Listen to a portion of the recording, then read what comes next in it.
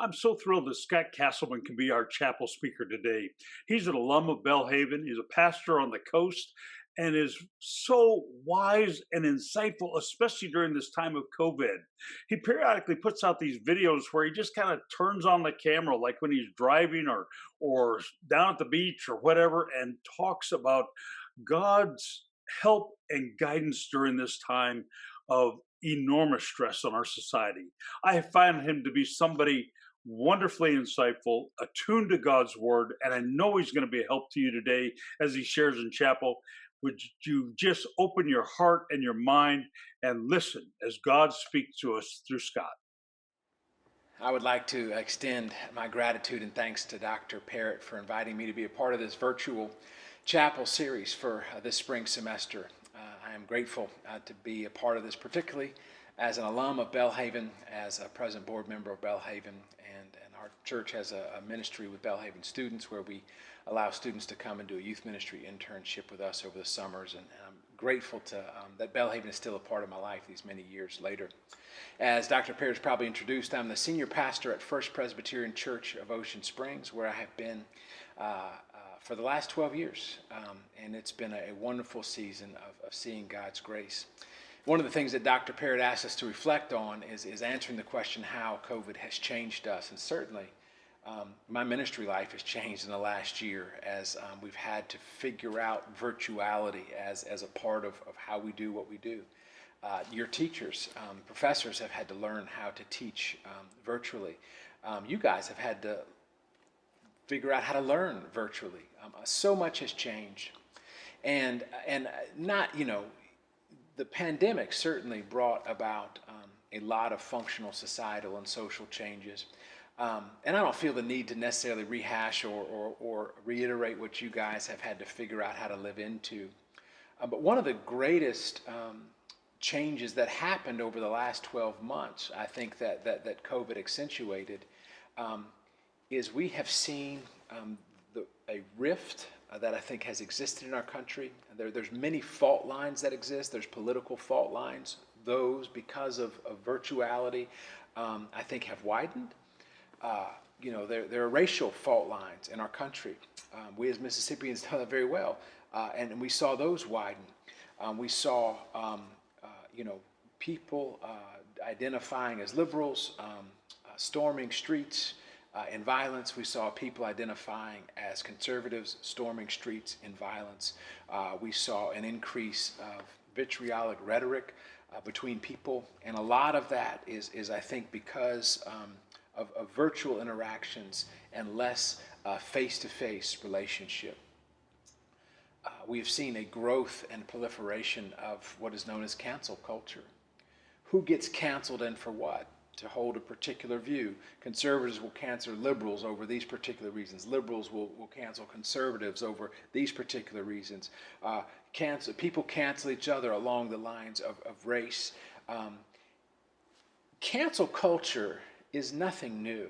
I think with the proliferation of social media, the voice of cancel culture has been magnified. But cancel culture as a concept and as an idea is nothing new. I mean, cancel culture existed in Jesus' day. What I want to talk about is how it is Jesus responded to cancel culture. We're going to look at two passages very briefly.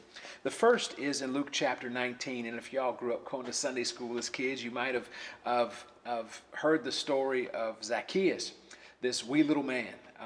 We find here in Luke chapter 19 that Zacchaeus was a chief tax collector and was rich. Here's the deal. Zacchaeus was a chief tax collector, which meant even though he was Jewish, he had sold out to Rome. He became an emissary of the Roman tax system, and not only was he working on behalf of Rome, taxing his own people in and around Jerusalem and Judea, but Zacchaeus loved money. He loved the position of power, and he utilized it to go beyond that which Rome required of him, and he began to profit from and a pretty aggressive tax system, and he did it with the force of Rome, which means Zacchaeus as a person was a person of power, He was in a position of power. He had the backing of military power. He had the backing of Roman authority. And he was using that to subjugate and oppress his own people. Zacchaeus, at the end of the day, was an oppressor. He was part of an oppressive system. He contributed to it. He benefited from it. Jesus was a rock star. He's heading to town. Zacchaeus hears that Jesus is heading to town. And Zacchaeus just, he is hated by everybody that lives around him because he is an oppressor. He has personally oppressed them. And yet he still wants to see Jesus. So he is in the midst of the crowd, undoubtedly getting side glances. And he says he's a short man. And so he climbs a tree and he is waiting to kind of see Jesus come down the street. And it's fascinating. Most of y'all, or many of y'all, will be familiar with the story. It says he ran on ahead of this crowd and climbed into a sycamore tree because Jesus was about to pass that way. And when Jesus came to the place, he looked up and said to him, so if you can imagine this whole crowd celebrating, excited that Jesus is there. I mean, people crowding the streets, and it's like paparazzi. And Jesus is looking up into this tree, and all these people who have been oppressed by this oppressor are like, this dude is about to get it, right? And this is part of cancel culture, is they were hoping for a public chastisement and shaming of Zacchaeus because he was a part of an oppressive system against him. And so it says that Jesus looked up and said to him, he didn't cancel him. He said, Zacchaeus, hurry and come down, for I must stay at your house today. Think about the implications that Jesus looks at one who is actively oppressing his own people. Zacchaeus was an active oppressor. The crowd hated him. The crowd wanted Zacchaeus to be canceled. He and everyone like him. And Jesus, the Son of God, doesn't join in the mob in canceling Zacchaeus, but invites himself over to Zacchaeus' house to be with him, to break bread with him, to eat with him. And the fascinating thing about this, of all the people who could have been upset with Zacchaeus, of all the people who had the right to cancel Zacchaeus, to point out his oppressiveness, it would have been Jesus. For Jesus was born in the line of King David. Jesus was indeed, in fact, born as flesh and blood, the King of the Jews. Not to mention the fact that he was divine.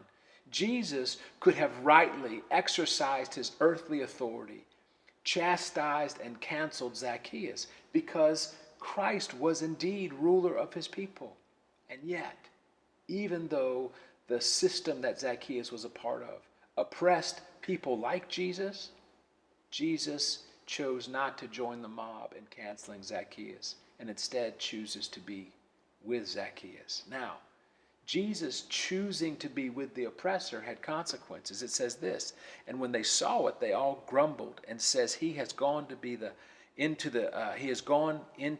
guest of a man who is a sinner. Jesus, in identifying with the oppressor and choosing to be with the oppressor, gets canceled by the crowd as the oppressor. He has chosen to be with him. They're both canceled.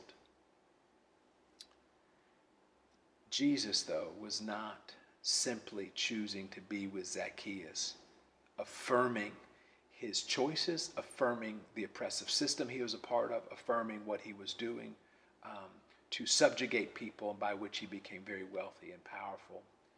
Jesus choosing to be with Zacchaeus, to be at his place to break bread with him, was unto transformation. Christ wanted to see a heart change in Zacchaeus. And so it is in this encounter, because Jesus didn't cancel Zacchaeus and chose rather to be with Zacchaeus, this happens.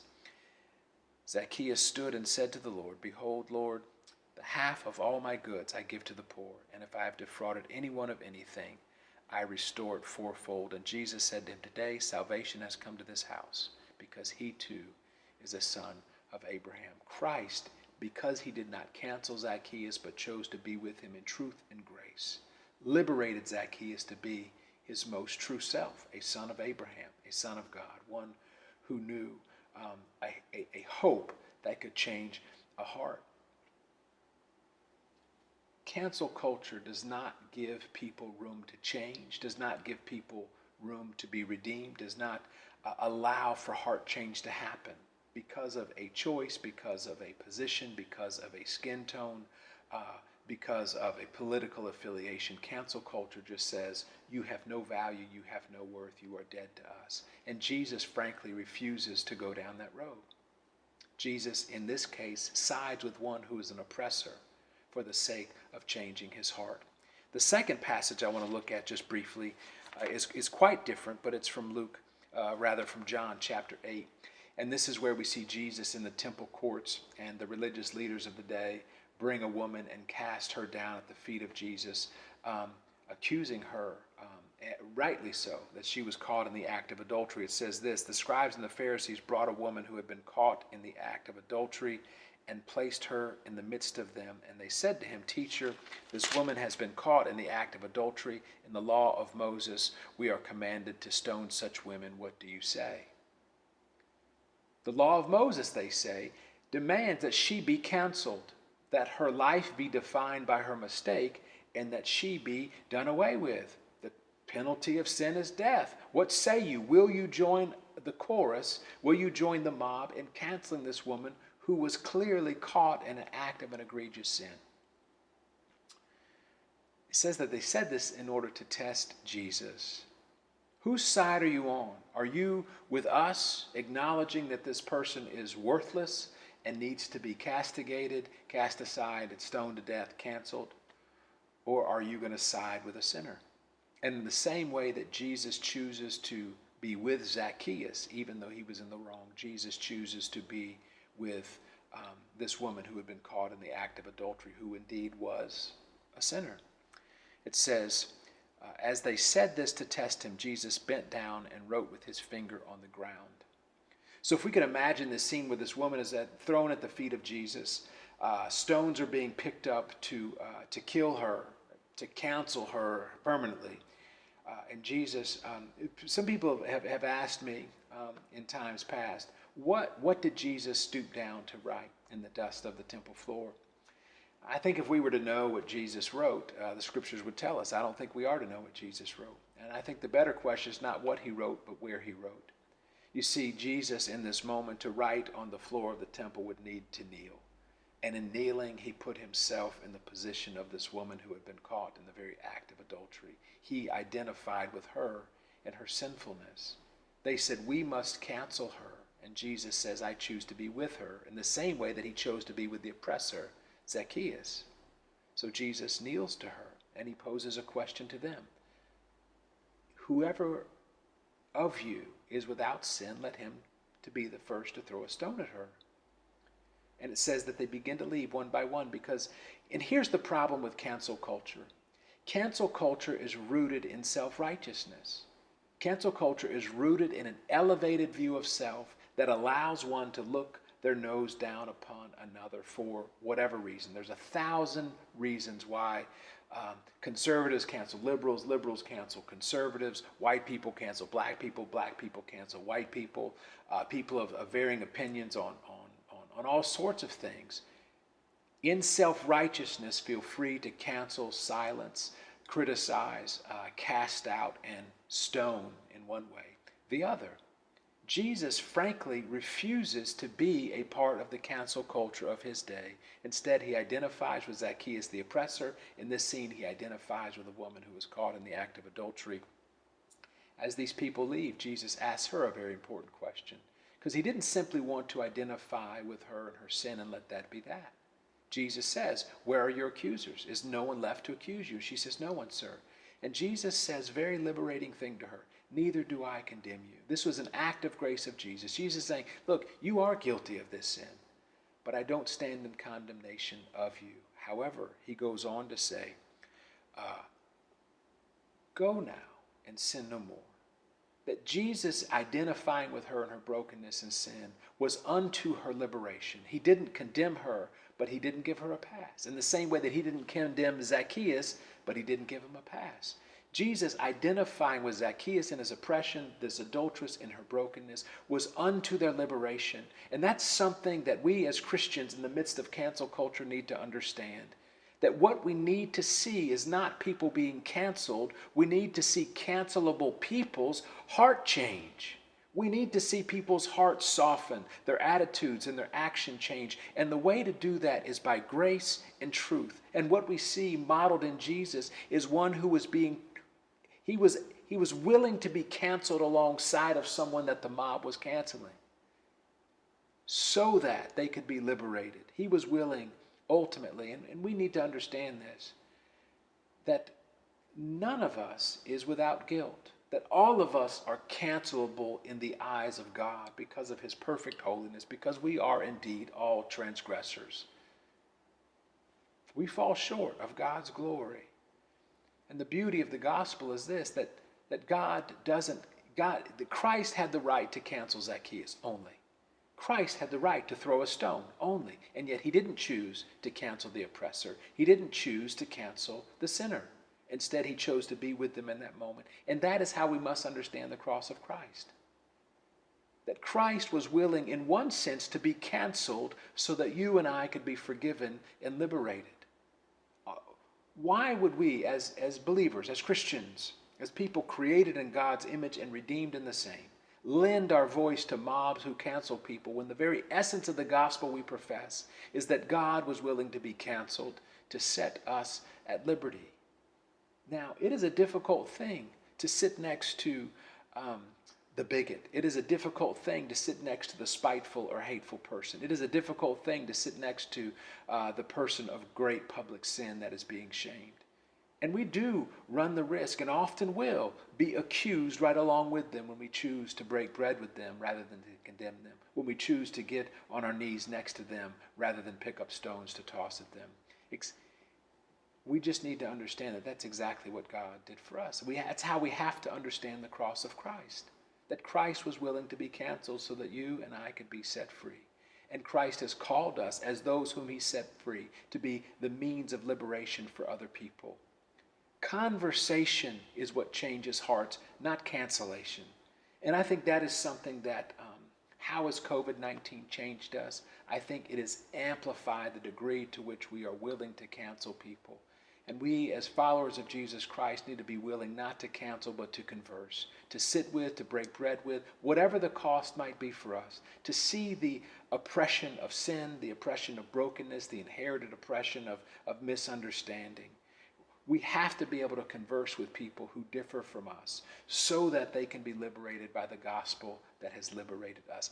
This is the way of Jesus. This is the way of Christ. And it's not popular. When the mob is shouting, stone her, or when the mob is shouting, get rid of him, it is a very hard thing to stand with the person the mob is shouting down, to kneel next to the person the mob is wanting to stone. And yet, that's exactly what God did for you and I in Jesus Christ. So my commendation to you all is this. Do not join the chorus of cancel culture. Converse with people who differ from you. Converse with people who hurt you. Enter into purposeful engagement with them. And in that, give God room to change their heart rather than just cancel them out. I don't know you, but I love you. Once again, I'm grateful to have this opportunity. God bless.